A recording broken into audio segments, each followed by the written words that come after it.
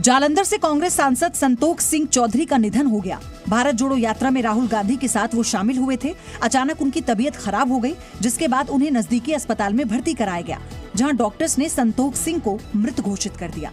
भारत जोड़ो यात्रा के दौरान संतोख सिंह चल रहे थे। यात्रा के दौरान उनकी तबीयत बिगड़ गई। जालंधर से सांसद संतोख सिंह राहुल गांधी की यात्रा आज सुबह 7 बजे लुधियाना के लोडोवाल से शुरू हुई थी। भारत जोड़ो यात्रा के दौरान संतोख सिंह चल रहे थे। यात्रा के दौरान उन्हें हार्ट अटैक आ गया, जिसके बाद इलाज के लिए उन्हें अस्पताल में भर्ती कराया गया और इलाज के दौरान उनकी मौत हो गई। सांसद संतोख सिंह की गिनती पंजाब के दिग्गज नेताओं में होती है। संतोख सिंह के निधन पर पंजाब के मुख्यमंत्री भगवंत मान ने ट्वीट करते हुए लिखा कि जालंधर से कांग्रेस के सांसद संतोख सिंह चौधरी के असामयिक निधन से मुझे गहरा दुख हुआ है। भगवान उनकी आत्मा को शांति दे।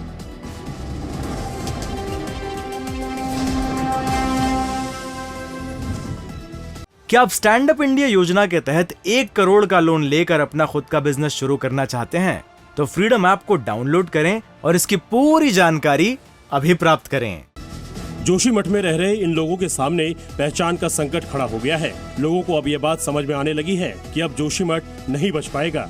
जोशीमठ को लेकर इसरो की रिपोर्ट डरावनी है। दरअसल जोशीमठ में पिछले कई दिनों से लगातार भवनों में दरार, मकानों में दरार और जमीन धंसने की तस्वीरें सामने आ रही हैं। लेकिन इसरो की इस रिपोर्ट के बाद सरकार क्या कदम उठाएगी, क्योंकि इसरो की रिपोर्ट काफी अलार्मिंग है जोशीमठ को लेकर। जोशीमठ बचाओ संघर्ष समिति के संयोजक अतुल सती का कहना है कि अब प्रधानमंत्री को हस्तक्षेप करना चाहिए और जोशीमठ को बचाने के लिए कदम उठाए जाने चाहिए। अब मैं कह रहा हूँ, सेंट्रल गवर्नमेंट को ही एक हाई पावर कमेटी बनानी चाहिए, हमको उसमें रखना चाहिए और जमीनी स्तर पर जो लोग काम कर रहे हैं उनके साथ मिलकर के इससे लड़ना चाहिए। उसके अलावा कोई और तरीका नहीं। तो वहीं अगर भू दशाओं की बात करें तो इस मामले में 8 जांच एजेंसियां जांच कर रही है, जिसमें हाइड्रोलॉजी स्टडी, IRS समेत कई टीमें शामिल हैं। तो वहीं दूसरी तरफ विशेषज्ञों की टीम रेलवे सुरंग निर्माण से प्रभावित इलाकों का अध्ययन कर रही है। सामरिक दृष्टि से महत्वपूर्ण ऋषिकेश कर्णप्रयाग रेलवे परियोजना पर सवाल उठने शुरू हो गए हैं। 125 किलोमीटर लंबी इस परियोजना के तहत ऋषिकेश से कर्णप्रयाग तक रेलवे लाइन निर्माण का कार्य होना है, जिसमें से 105 किलोमीटर रेलवे पहाड़ के अंदर यानी सुरंगों से होकर गुजरेगी। पूरी परियोजना में 17 सुरंगों का निर्माण किया जा रहा है, लेकिन अब इन सुरंगों के प्रभाव को लेकर सवाल उठ रहे हैं।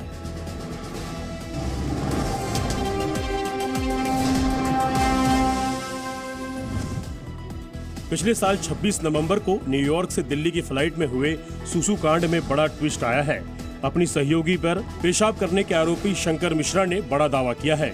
आरोपी शंकर मिश्रा का दावा है कि जिस महिला ने उस पर पेशाब करने का आरोप लगाया है वो गलत है। आरोपी के मुताबिक महिला ने खुद ही विमान में अपनी सीट पर पेशाब कर दिया। आरोपी के वकील ने कोर्ट में कहा कि बुजुर्ग महिला 30 साल तक भरतनाट्यम की डांसर रही है और भरतनाट्यम डांसर्स में पेशाब संबंधी दिक्कतें होना आम बात है। जो लोग आई विटनेस बने घूम रहे हैं उनसे भी अगर आप ये पूछेंगे कि क्या आपने did you see him unzip urinate with your own eye, they will say no. वहीं आरोपी शंकर मिश्रा के वकील के बयान पर राजस्थान संगीत संस्थान के सहायक आचार्य ज्योति भारती गोस्वामी ने सवाल उठाए हैं। उनका कहना है कि डांसर की हर चीज कंट्रोल में होती है। ऐसा अमूमन होता नहीं है। अब उनके साथ में कोई इस तरह की कोई बीमारी रही हो तो उसके लिए तो नहीं पता, लेकिन अमूमन ऐसा होता नहीं कि असंयमता रहे और एक सामान्य इंसान में इस तरीके की बातें नहीं होती है। दरअसल इस मामले के बाद आरोपी शंकर मिश्रा को 7 जनवरी को दिल्ली पुलिस ने गिरफ्तार कर लिया था और मेडिकल जांच कराकर उसे कोर्ट में पेश किया गया था, जिसके बाद कोर्ट ने आरोपी शंकर मिश्रा को 14 दिन की न्यायिक हिरासत में भेज दिया था।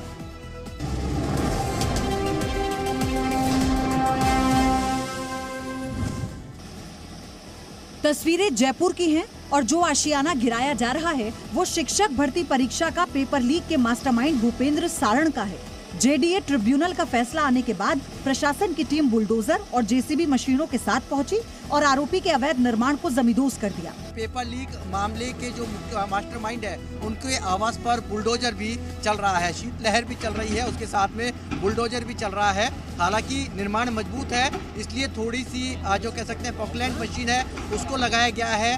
साथ में लोखंडा मशीन है, उससे सहायता से जो लोहा है उसको काटा जा रहा है, ध्वस्त किया जा रहा है, आगे को हिस्से को गिराया जा रहा है। वैशाली इलाके में करोड़ों रुपए की लागत से बने इस बंगले में तमाम लग्जरी सुविधाएं मौजूद थी।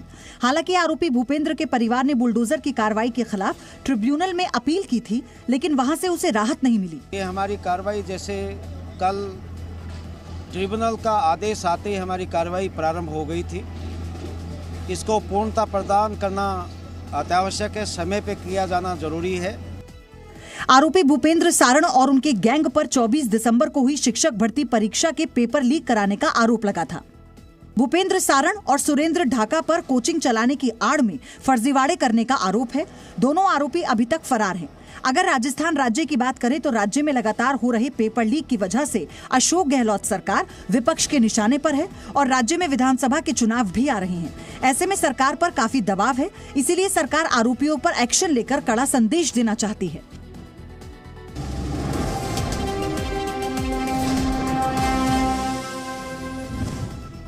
समाजवादी नेता शरद यादव आज पंच तत्व में विलीन होंगे। आज उनका पार्थिव शरीर चार्टर्ड प्लेन के जरिए दिल्ली से भोपाल लाया जाएगा और फिर सड़क के रास्ते उनके पैतृक गांव आखमाऊ पहुंचेगा। इसकी जानकारी खुद उनकी बेटी सुभाषिनी यादव ने ट्विटर के जरिए दी। छोटा वाला लड़का पहुंच गया जो एयरपोर्ट पे तैयार हो गया। प्रोटोकॉल आना बाकी, मतलब अंतिम संस्कार यहीं कर लेगा। संस्कार आखमाऊ में ही होगा। गुरुवार रात गुरुग्राम के फोर्टिस अस्पताल में शरद यादव का निधन हुआ था। पीएम मोदी, राष्ट्रपति द्रौपदी मुर्मू ने उनके निधन पर शोक जताते हुए श्रद्धांजलि दी। शुक्रवार सुबह राहुल गांधी ने शरद यादव के पार्थिव शरीर के अंतिम दर्शन किए। गृह मंत्री अमित शाह, बीजेपी अध्यक्ष जेपी नड्डा, समाजवादी पार्टी नेता राम गोपाल यादव, बिहार की पूर्व सीएम राबड़ी देवी ने भी पुष्पांजलि अर्पित की।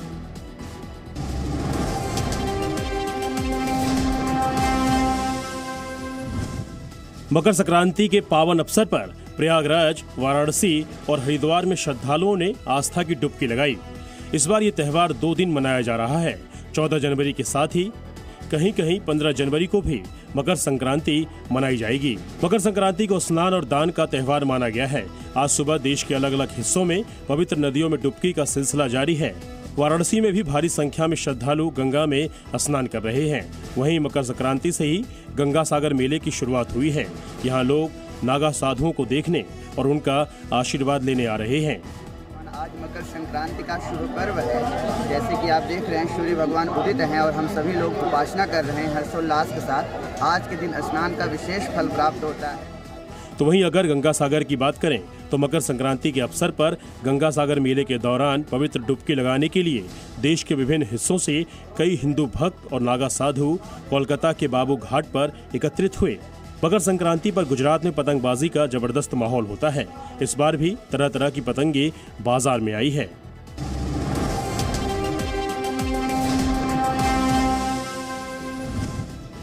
हॉकी वर्ल्ड कप में 48 साल के मेडल का सूखा खत्म करने के लिए मैदान पर टीम इंडिया ने जीत के साथ मिशन का आरंभ किया है।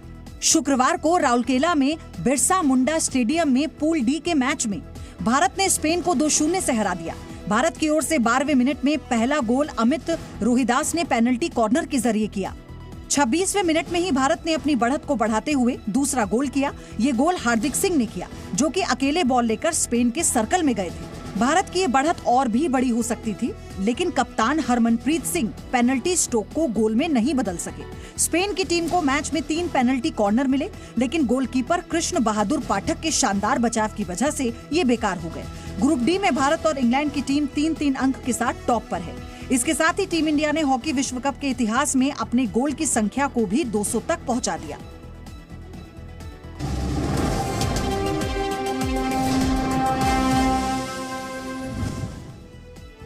उत्तर भारत में एक बार फिर कड़कड़ाती ठंड के वापस लौटने के आसार हैं। आशंका जताई जा रही है कि जनवरी के आखिरी हफ्ते में दिल्ली के कई इलाकों में तापमान 0 डिग्री तक जा सकता है और इसके पीछे पहाड़ों पर होने वाली भारी बर्फबारी को वजह बताया जा रहा है। बर्फबारी बंद होने के बाद सर्द हवाओं का दौर शुरू होगा, जिससे दिल्ली के तापमान में भारी गिरावट होगी।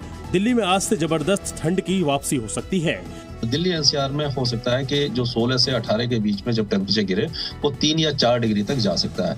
मौसम विभाग ने यूपी, राजस्थान समेत कई राज्यों के लिए कड़ाके की ठंड का अलर्ट जारी किया है। कई राज्यों में कोल्ड डे की स्थिति भी दर्ज की जाएगी।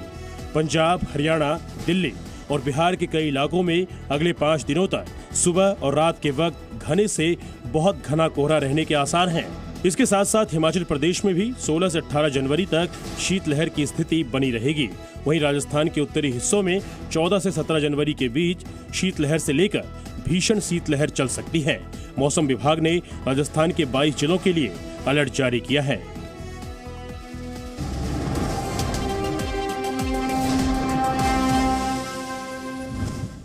मौसम का बदला मिजाज, बर्फबारी से मौसम हुआ सुहाना। इन दिनों पहाड़ी इलाके में सिर्फ एक ही रंग दिख रहा है।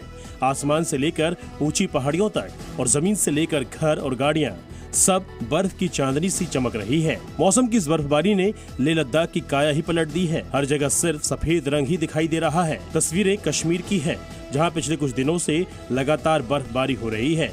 यहाँ कुदरत की खूबसूरती देखते ही बन रही है। चारों ओर बर्फ ही बर्फ दिख रही है।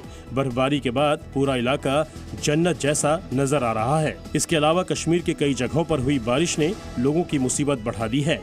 मौसम विभाग के मुताबिक अगले 24 घंटों तक इसी तरह से बर्फबारी पर्वतीय इलाकों में होती रहेगी। कश्मीर को देश के बाकी हिस्सों से जोड़ने वाले सभी राष्ट्रीय राजमार्ग को यातायात के लिए बंद करना पड़ा। श्रीनगर हवाई अड्डा का रनवे भी प्रभावित हुआ है। शुक्रवार को 25 उड़ानें रद्द करनी पड़ी। भारी बर्फबारी के बाद कश्मीर के ऊंचाई वाले क्षेत्रों में हिमस्खलन की चेतावनी जारी की गई है। ऊंचाई वाले क्षेत्र में रहने वाले लोगों को सतर्क रहने को कहा गया है। लोगों से कहा गया है कि पर्वतीय क्षेत्रों की ओर न जाएं।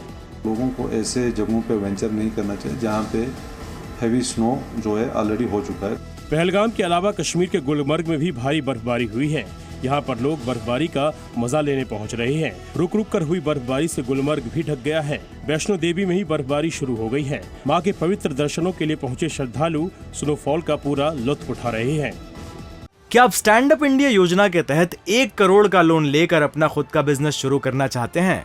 तो फ्रीडम ऐप को डाउनलोड करें और इसकी पूरी जानकारी अभी प्राप्त करें।